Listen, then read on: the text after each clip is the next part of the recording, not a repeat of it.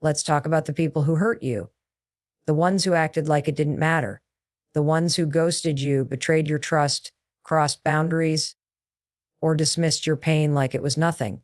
You know who I'm talking about. They walked away like it cost them nothing. And you were left wondering, how can someone cause so much damage and just go on with their life like it didn't happen? Here's the truth: that I don't care attitude is a mask. And often it's hiding guilt, shame, fear, and a whole lot of emotional immaturity. You're not crazy for thinking they have to feel something about this. Because the reality is, they probably do. They just don't have the tools, the courage, or the emotional capacity to sit with it. So instead, they avoid it. They pretend. They shut down. They scroll. They distract. They pretend it's not fine. But it's not fine. It's eating at them even if they won't admit it. And in a lot of cases, they can't. Now, I want you to understand this from a psychological perspective. Humans are wired for connection. We are relational creatures. When we hurt someone, even if we suppress it in the short term, the subconscious mind keeps the score. It registers the dissonance between what we did and who we want to believe we are. That dissonance doesn't just disappear. It sits in the background like a low-level hum, keeping people up at night, making them anxious, irritable, short-tempered, or withdrawn. You may never see it on the surface, especially if they're proud, narcissistic, avoidant, or emotionally stunted. But it's there. You don't get to inflict pain on another person and walk away untouched. That's not how the psyche works. That's not how the human heart works. But here's the dangerous trap. When someone hurts us and shows no remorse, our first instinct is to personalize it. We start believing their behavior reflects our worth. We think, if they don't care, maybe I didn't matter. And that right there, that lie, is the core wound. It's what keeps you stuck. It's what keeps you replaying the situation, obsessing over the texts, stalking their social media, and wondering if they're losing sleep the way you are. Let me say this loud and clear: just because someone can't face what they doesn't mean it wasn't real. Their detachment isn't a reflection of your value. It's a reflection of their limitations. Sometimes people pretend not to care because facing what they've done would shatter the version of themselves they're trying to protect. It's easier to villainize you than to sit in the discomfort of what they caused. So they tell themselves stories. You were too sensitive. You were overreacting. You had issues. And the more they repeat these stories, the more disconnected they become from you and from themselves. But that disconnection comes at a cost. You can't numb selectively. If you numb guilt, you also numb joy. If you suppress shame, you suppress love. You can put on a show, but behind the curtain, it's lonely, heavy, it's hollow. And eventually, when the noise fades and the distractions stop, it haunts you. That's what keeps people up at night. And you're still here thinking they feel nothing. But let me tell you something I've learned over and over: the people hurt you most deeply often carry the most unspoken guilt. They may not say it, they may never show it, but they carry bodies in their relationships, in their restless sleep. And it leaks out in all kinds of ways: emotional detachment, failed relationships, chronic dissatisfaction. Why? Because the pain they caused didn't vanish. It just changed addresses. This isn't about hoping they suffer. It's not about revenge. It's about recognizing reality. You can stop holding your breath waiting for them to care. Whether they admit it or not, they feel the consequences. But that's not your business anymore. Your business is healing. Your business is growing. Your business is understanding the psychology so deeply that you never internalize their coldness again. Because once you see their indifference for what it really is, avoidance, not apathy, something clicks. You reclaim your power. You stop chasing closure from people who can't even give themselves honesty. You stop defining your worth by someone else's emotional skill set, and you start sleeping peacefully because you've let go of the need for them to lose sleep in order for you to feel validated. That's the shift. You don't need them to hurt like you did. You need to understand that they are already hurting. They just call it something else. And that's not your responsibility anymore. Let that be their sleepless night, not yours. Let's get real about something nobody wants to say out loud. You may never get an apology. You may never get the closure. You may never see the moment where they break down and tell you, I messed up. I'm sorry for how I treated you. And for a lot of people, that truth is brutal because we're wired to crave resolution. We want things to make sense. We want justice, or at the very least, acknowledgement. But here's what I want you to really understand. Not just intellectually, but deep in your gut. Just because someone doesn't admit they hurt you doesn't mean they're not being taught by it. Life is a relentless teacher. It doesn't care if you're ready for the lesson. It doesn't wait for you to be self-aware. Eventually, the pain they cause circles back, not as punishment, but as perspective. Sometimes it shows up in the silence of an empty room. Sometimes it shows up in a relationship that breaks down for the same reasons they couldn't show up for you. And sometimes it shows up at 2 a.m. when there's nothing left to distract them from what they did. The human psyche is built to seek congruence. We all want to believe we're good people, but when your actions contradict that belief, when you lie, cheat, ghost, manipulate, betray, there's a rupture. And unless you're deeply disconnected from yourself, that rupture doesn't just go away. It festers, even if the person keeps smiling, even if they post vacation photos, even if they look like they're thriving. Their nervous system knows the truth, their conscience knows, their body knows. And when it catches up to them, and it will, they're forced to feel it. The pain they caused you becomes their mirror. It shows up in ways they don't expect. It shows up in loneliness, in failed relationships, in the inability to trust or be trusted. It shows up as restless dissatisfaction, a quiet that lingers in the background of every achievement. Because the truth is, you cannot outrun the emotional consequences of hurting someone who did nothing but care. And here's the part people overlook, even if they never say a word.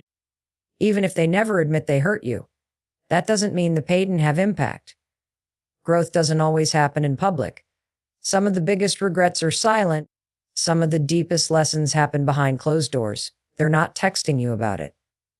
They're not announcing it on Instagram. But trust me, life is making sure they feel it. And I'm not saying this to make you feel vindicated. I'm saying this so you can stop waiting for someone else's admission in order to move forward. You don't need to witness their karma. You don't need to see their guilt. That's not what will set you free. What will free you is realizing that your healing doesn't require their participation. There's a certain maturity that comes with letting go of the fantasy that people who hurt us will one day return with clarity and remorse. Sometimes they don't.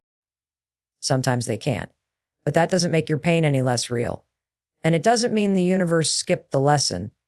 What they did to you is their burden now. Let them carry it. Let them sit, because whether they speak it or not, that pain is teaching them. You know what's powerful? Watching someone come to terms with their past when you're no longer waiting for them to do it. You've moved on. You've built yourself. You've healed. And then maybe years later, you hear they're struggling with relationships, or they finally went to therapy, or they're still avoiding anything real. And in that moment, it clicks. Life didn't let them off the hook. They're facing it. Maybe not with you, but within themselves. Because that's how life works. And that's what I want you to walk away with: trust that the impact was made, even if the acknowledgement never comes.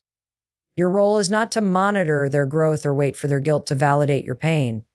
Your role is to heal with or without their words. Because healing is never about them. It's about you choosing to stop giving them emotional real estate in your mind. You are not waiting for them to change. You are choosing you, your peace, your progress, your future. And here's the mic drop truth, the apology you think you need. It's already happening. Not in words, but in consequences. Let that be enough. You want to know what really shakes people? It's not revenge. It's not proving them wrong. It's not blasting them on social media or giving them a taste of their own medicine. What truly rattles someone who hurt you is when they see that you healed anyway, when you stop explaining, stop chasing, stop defending, and start rising. Because here's what most people don't realizing: your healing is the loudest response you can give. You don't need to scream it. You don't need to announce it. You live it in your energy, in your presence, in your refusal to let someone else's behavior define your identity. Think about it. People who hurt you often expect you to crumble. Whether they're conscious of it or not, they assume they broke something in you that can't be repaired. That's part of how they justify what they did. They'll never get over it. They'll never move on. I must have been important. That belief feeds their ego. It helps them sleep at night. But what happens when they look up one day and you're thriving?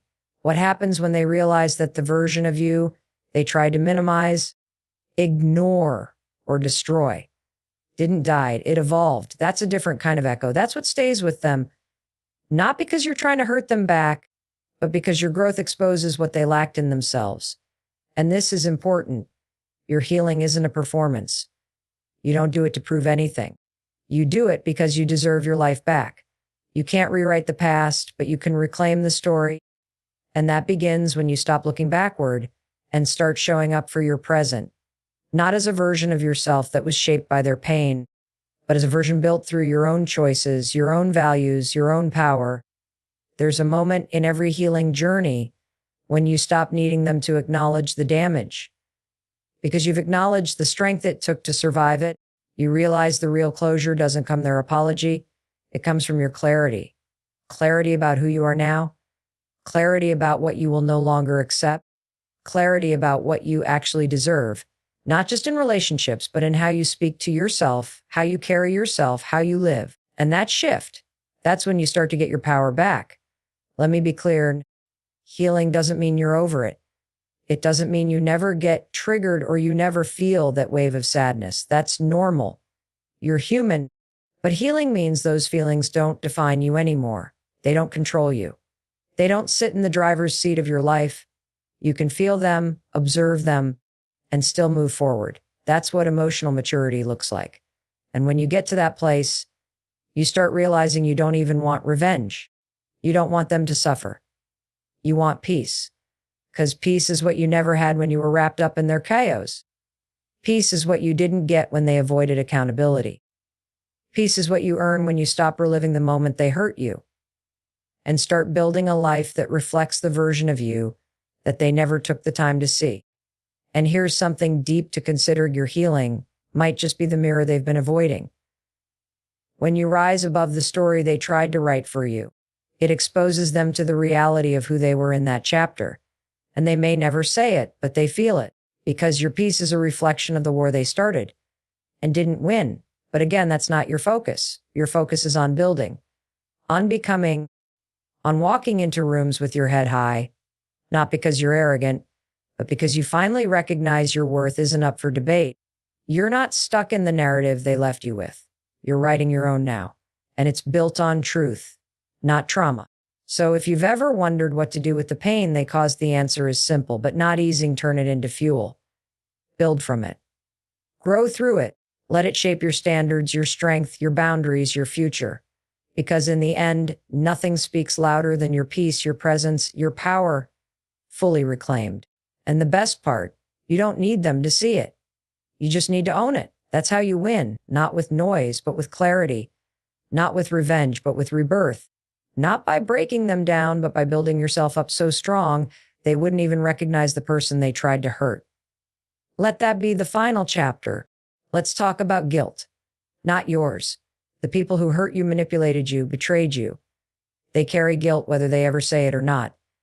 And for a while, it might feel like it's your job to carry it for them, to carry the weight of what they did, to fix it, to hold space for, to explain why they did it.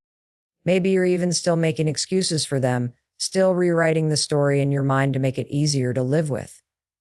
But let's stop right there. Their guilt is not your responsibility. Their shame, their regrets, their missed opportunities to treat you better, those are theirs to sit with, not yours to solve. And I know, especially if you're someone who loves deeply, who empathizes naturally, it's easy to take on pain that doesn't belong to you. You want closure. You want to understand. You want to make sense of why someone could look you in the eye, say they cared, and then leave you bleeding. But here's the thing: taking on their guilt won't give you answers. It won't heal the wound. It won't make the past any less painful. All it does is weigh you down with a burden that was never meant to be yours. You didn't because their immaturity. You didn't create their trauma. You didn't force them to lie, cheat, disappear, lash out, or shut down. Those were their choices, and choices come with consequences. You may be one of them. Your absence, your distance, your silence, your growth. That's what they're left with now. And that's what guilt is designed to do. Not to be dumped onto someone else, but to prompt accountability from within. So if they're losing sleep, if they're restless, if they're haunted by what they did, That's exactly what's supposed to happen. Not because they deserve to suffer, but because human beings are wired to reconcile with their own behavior. Guilt is the emotional signal that says, you acted out of alignment